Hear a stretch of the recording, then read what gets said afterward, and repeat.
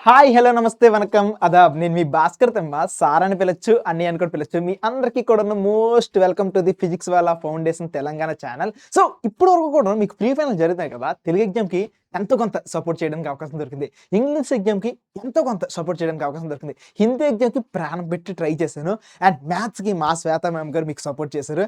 And ఇప్పుడు physics exam ఉంది కదా! దీనికి సంబంధించి చాలామంది ఇంపార్టెంట్ క్వెషన్స్ అని అంటారు. యాక్చువల్లీ ఆంధ్రప్రదేశ్‌కి అయితే ఎక్కడెక్కడ నుండి ఏమేమి వచ్చిస్తే అలా తీసి అలా చెప్పేయడం మాత్రమే అలాగైపోద్ది. సో, చెబితే రేపు పొద్దున ఇక పేపర్‌లో పడిపోవాల్సిందే. కానీ తెలంగాణకి మాత్రం అలాంటి కహానీలు ఏమి జరగవు. ఎందుకో చెప్పనా?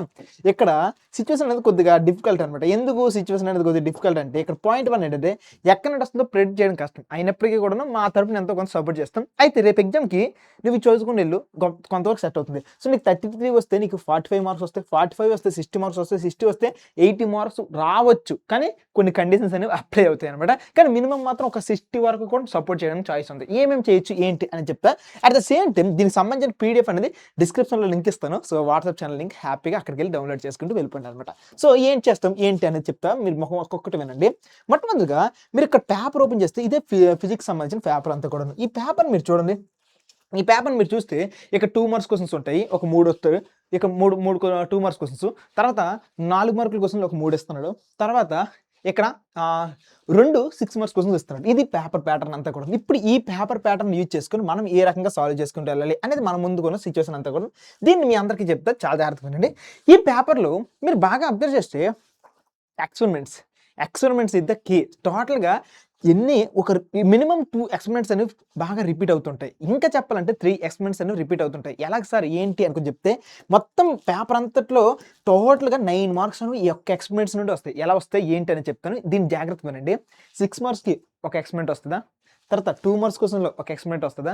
At the same time 1 mark క్వెషన్స్‌కి ఒక ఎక్స్పెరిమెంట్ వస్తదా? అదేంటి సార్ 2 మార్క్స్‌కి, 1 మార్క్స్‌కి ఎలాగ ఎక్స్పెరిమెంట్ వస్తది ఏంటనంటే యెస్, మెటీరియల్ రిక్వైర్డ్ అనుకుని అడుగుతారు. ఈ ఎక్స్పెరిమెంట్ చెప్పేసి దానికి ఏమేమి మెటీరియల్స్ రిక్వైర్డ్ అని అడుగుతాడు. ఎనీ 4 రాసినా సరే ఏదైనా 4 రాస్తే మీకు 2 మార్క్స్ పడిపోతాయి. That's it. లేకపోతే అబ్జర్వేషన్ అడిగాడనుకో మీకు ఏదైనా 2 అబ్జర్వేషన్స్ రాయు మళ్ళీ 2 మార్క్స్ పడిపోతాయి. ఇప్పుడు రిజల్ట్ ఉంది కదా! రిజల్ట్ మరీ దారుణం. ఎక్కడైనా సరే 1 స్టేట్మెంట్ రాసి ఉంటే 1 సెంటెన్స్‌లో రాసి ఉంటే దాని 2 మార్క్స్ వచ్చేస్తాయి. ఇలా మీకు 2 మార్క్స్‌లో గాని 1 మార్క్ క్వెషన్‌లో గాని అడగడానికి చాయిస్ ఉంది. అంటే బిట్ పేపర్‌లో అడగడానికి చాయిస్ ఉంది. వీటితో పాటుగా మీరు ఒకవేళ ఈ 6 మార్క్స్ క్వెషన్‌కి అటెంప్ట్ చేయాలని అనుకుంటే ప్రొసీజర్‌కే 4 మార్క్స్ పడిపోతాయి. ఇవి సిట్యుయేషన్స్ అంతా కూడాను. సో, నీకు ఏవేవైతే ఎక్స్‌పెరిమెంట్స్ ఉన్నాయో అవన్నీ కూడా ఇంపార్టెంట్. కాబట్టి ఎవరైతే వీక్ స్టూడెంట్స్ ఉన్నారో మీరు ఫస్ట్ చేయాల్సినవి ఇవి కంప్లీట్ చేస్తే పనులు అయిపోతాయి. ఏమేమి ఎక్స్‌పెరిమెంట్స్ ఉన్నాయి? లెసన్ 1లో మీకు image formation of the concave మిర్రర్‌తో ఎలాంటి ఇమేజ్ ఫార్మేషన్ అవుతుంది? And quicklime, precipitation and zinc హెచ్‌సిఎల్‌తో కలిస్తే ఏ రకంగా ఎక్స్‌పెరిమెంట్ వస్తుంది?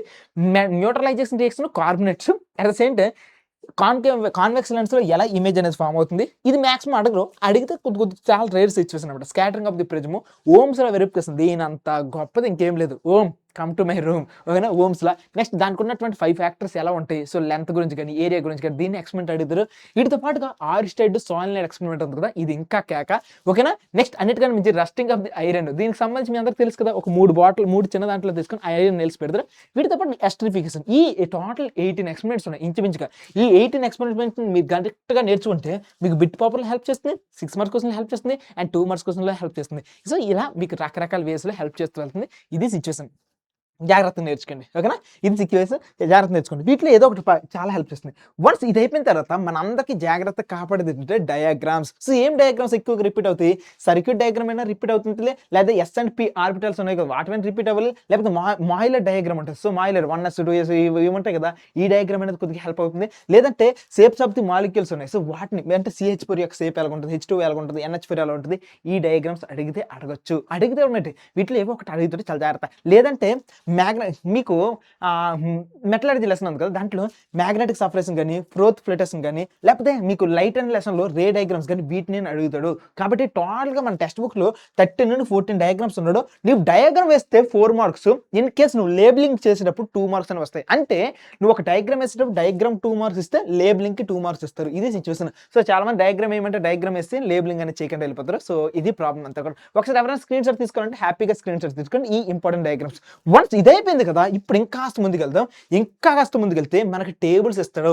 పేపర్‌లో మనందరికి టేబుల్స్ ఇస్తాడు. సార్ టేబుల్స్ అంటే ఏ టేబుల్ సార్? 6 టేబులా? 2 టేబులా? 3 టేబులా? 9 టేబులా? ఏ టేబులో చెప్పండి నేను చెప్పేస్తానంటే ఇదిగో ఇలాంటి టేబుల్స్ ఇస్తాడు. ఇక్కడ చూడండి కేఎల్ఎంఎన్. సో కేఎల్ఎంఎన్ సెల్ ఇచ్చేసి దాన్ని బట్టి టేబుల్స్ అడిగారంటే మనం చూసుకుంటూ వెళ్దాం. ఈ టేబుల్స్‌ని ఏ రకంగా ఉంటాయి? అసలు ఏ టాపిక్స్ నుండి వస్తాయి? వీటిని కూడా మనం చెక్ చేసుకుంటూ వెళ్తే 4 మార్క్స్ వచ్చేస్తాయి. సో ఇవేంటంటే పీహెచ్ టేబుల్ ఇచ్చేసి దీని కింద ఏది ఎసిడిక్, ఏది న్యూట్రల్, ఏది బేసిక్ ఇవి అడగొచ్చు.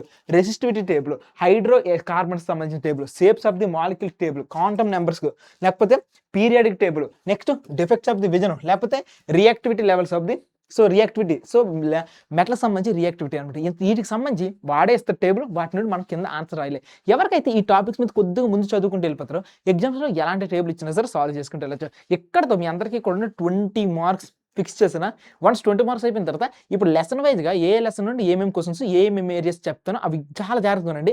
గట్టిగా ఎఫర్ట్స్ పెట్టండి. ఇవి నేర్చుకోకుండా వెళ్తే ఫైనల్ ఎగ్జామ్ కూడా ఇబ్బంది అయిపోతాం. కాబట్టి వీటిని ముందుగా నేర్చుకుంటూ వెళ్ళిపోతాం. ఏంటి ఆ సిట్యుయేషన్స్ చూద్దామా? ఫస్ట్ వన్ స్కోరింగ్ చేసి ఇంపార్టెంట్ ఏరియాస్ అని చెప్తాను వినండి. లెసన్ 1లో సోలార్ కుక్కర్ ఎలా తయారు చేస్తారు? కాన్కేవ్, కాన్వెక్స్ మిర్రర్ మధ్య డిఫరెన్స్ అడగొచ్చు, యూజెస్ అడగొచ్చు, డిఫరెంట్‌గా అడుగుతారు. సో దీనికే రియర్ వ్యూ మిర్రర్ అనుకుని కూడా అంటారు. మీ అందరికి తెలుసు కదా! కాన్వెక్స్ మిర్రర్‌ని రియర్ వ్యూ మిర్రర్ అంటారు. వన్స్ ఇదైపోయింది కదా! సెకండ్ లెసన్‌లో బ్యాలెన్స్ ఆఫ్ ఈక్వేషన్. దీంట్లో 1 మార్క్ క్వెషన్‌లోనైనా అడగొచ్చు. లేకపోతే 4 ఈక్వేషన్స్ ఇచ్చి సాల్వ్ చేయమని అడగొచ్చు. సో ఈ బ్యాలెన్స్ ఈక్వేషన్స్ నేర్చుకుంటూ వెళ్ళండి.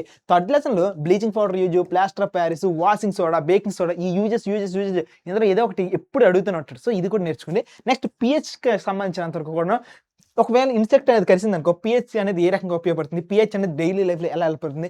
ఈ క్వెషన్ అడుగుతాడు. వీటిని కూడా చెక్ చేసుకోండి. నెక్స్ట్ ఫోకల్ లెంగ్త్ అనేది మీడియం చేంజ్ అయితే చేంజ్ అవుతుందా? Important question. నెక్స్ట్ పాండ్ లోపల నుండి చూస్తే నీకు పర్సన్ ఎలా కనిపిస్తాడు? పాండ్ బయట నుండి చూస్తే ఆబ్జెక్ట్ ఎలా కనిపిస్తుంది? రిఫ్రాక్షన్ సంబంధించి ఇది. Next defects of the vision ఇది చాలా ఇంపార్టెంట్. మయోపియా, హైప్రోపియా, సో ప్రెస్బయోపియా ఇది చాలా ఇంపార్టెంట్. ఇది నేర్చుకుంటూ వెళ్ళిపోండి. Next scattering of the light, dispersion of the light, sky colour ఎలా ఉంది? రెడ్ కలర్‌లో ఉందా లేదా? లేకపోతే ఎందుకు రెడ్ కలర్ అనేది చాలా దూరం కనిపిస్తుంది? ఇలాంటి క్వెషన్స్ అన్ని అడుగుతాడు. ఇవి కూడా కొద్దిగా చూసుకోండి. ఇది అయిపోయిన తర్వాత ఇక కెమిస్ట్రీకి వచ్చినట్లయితే కెమిస్ట్రీలో హ్యూన్స్ లా, హాఫ్బౌ లా, క్వాంటమ్ నెంబర్స్ టేబుల్, ఓకేనా? KLMN table. సో ఇవి చాలా ఇంపార్టెంట్. ఓకేనా? వన్స్ ఇది అయిపోయిన తర్వాత పీరియడ్ టేబుల్‌లోకి వచ్చినట్లయితే పీరియడ్ టేబుల్ బోర్స్ యొక్క model atom, bores model of the atom. So ఈ ఆటమ్ ఎలా ఉంటది బోర్స్ ప్రకారంగా ఇది చెప్పుడు. అండ్ అన్నిటికన్నా మించి అయనైజేషన్ పొటెన్షియల్, అయనైజేషన్ ఎనర్జీ ప్రకారంగా. సో ఒక ఆటమ్ పాయింట్ ఆఫ్ ఇలా ముందుకెళ్తే ఏమొస్తుంది? ఇలా పైకెళ్తే ఏమొస్తుంది? అలా వెళ్తుంటే ఏమొస్తుంది? సో ఇవి అడుగుతాడు. ఇవి కొద్దిగా జాగ్రత్తగా చూసుకుంటూ వెళ్ళండి. ఓకేనా?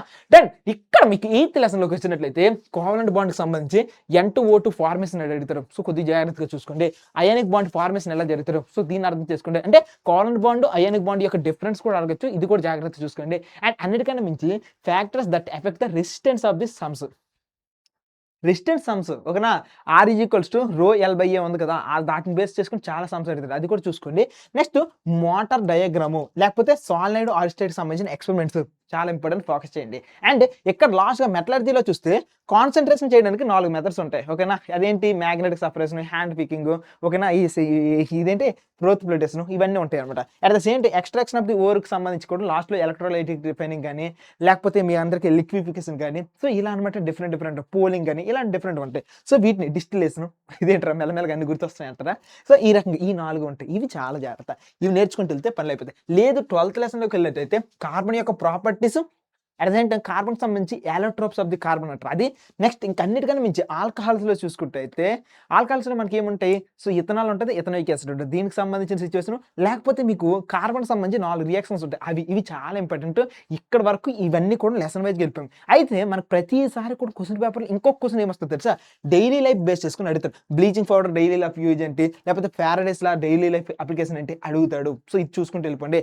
నెక్స్ట్ ఇది కాకుండా హైపోథీసిస్ బేస్డ్‌లో మీ అందరికీ కూడాను ఏంటి ఒక కాన్కేవ్ మిర్రర్ అనేది మౌత్ లోపల పెట్టారు కదా! ఏం కాన్సిక్వెన్సెస్ వస్తాయి? ఒకవేళ కాన్వెక్స్ మిర్రర్ అనేది మౌత్ లోపల పెట్టేటప్పుడు డెంటిస్ట్ డిఫరెంట్‌గా యూజ్ చేస్తే ఏమవుతది? ఇలా డిఫరెంట్ క్వెషన్స్ ఇవి కూడా అడగడానికి చాయిస్ ఉంది. ఓకేనా? ఇది సిట్యుయేషన్ అంతవరకు కూడా. అయితే మీకు ఇప్పుడు బిట్ పేపర్ కూడా చెప్తా.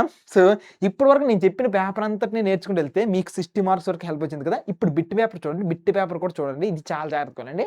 యాక్చువల్లీ ఫస్ట్ లెసన్‌లో R/2 ఫోకల్ లెంగ్త్ ఇది చాలా ఇంపార్టెంట్. 4th లెసన్‌లో కూడాను మనందరికీ కూడాను ఏదైతే లైట్‌కి సంబంధించి మెయిన్ థింగ్స్ ఉన్నాయో అవన్నీ నేర్చుకుంటూ వెళ్ళిపోండి. నెక్స్ట్ థర్డ్ లెసన్‌లో pH scale, neutralization, daily life examples, లేకపోతే టూత్ పేస్ట్ ఉంది కదా అది బేసిక్. సో ఇలాంటి క్వశ్చన్స్ అన్ని అడుగుతారు అనమాట. నెక్స్ట్ 5th లెసన్‌లో colour sky, scattering, dispersion of the light, defects of the vision, power of the lens, power accommodation of the lens, ciliary muscles, లేకపోతే కాన్వెక్స్ లెన్స్ కేస్ ఏ సైన్ వస్తుంది, లేకపోతే concave lens case sign వస్తుంది. ఇది కూడా చాలా important. ఓకేనా, done. Next ఈ సెట్ చూడండి.